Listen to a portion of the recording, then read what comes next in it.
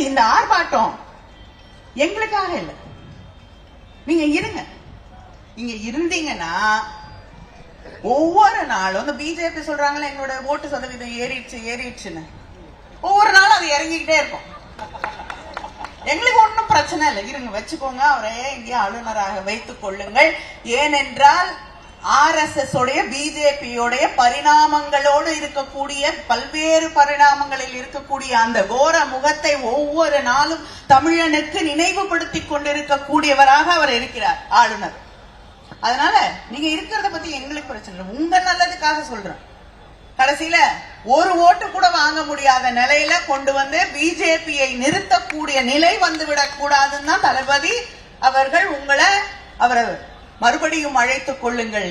இந்த தமிழ்நாட்டிலே அவர் வேண்டாம் வேண்டாம் வேண்டாம் என்று இந்த கண்டன ஆர்ப்பாட்டத்தை நடத்த சொல்லி இருக்கிறார்கள். அதனால உங்க நல்லதுக்கும் சேர்த்து சொல்றேன், தயவு செய்து கூட்டிட்டு போயிருங்க, இல்லைன்னா நீங்க தான் கஷ்டப்படுவீங்க. எங்களுக்கு ஒரு பிரச்சனையும் இல்லை.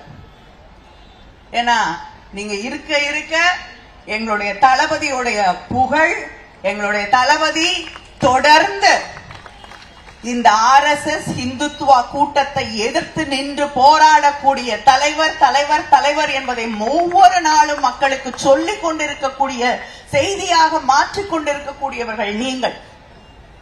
யாரை நம்பி தமிழ்நாடு வர வேண்டும் என்பதை, யார் மக்களின் உரிமைகளுக்காக, தமிழர்களின் சுயமரியாதைக்காக போராடக்கூடியவர், எந்த தலைவர், எந்த இயக்கம், திராவிட முன்னேற்ற கழகம் என்று சொல்லக்கூடிய அந்த நிலையிலே தமிழ்நாட்டு மக்களை எல்லாம் கொண்டு வந்து ஒருங்கிணைத்து இங்கே கண்ணுக்கு எட்டிய தூரம் நிற்கக்கூடிய இந்த கூட்டத்தை போல ஒவ்வொரு இடத்திலும் அந்த கூட்டத்தை கொண்டு வந்து சேர்க்கக்கூடியது உங்களை நாங்கள் தொடர்ந்து எதிர்ப்போம் எதிர்ப்போம் எதிர்ப்போம்.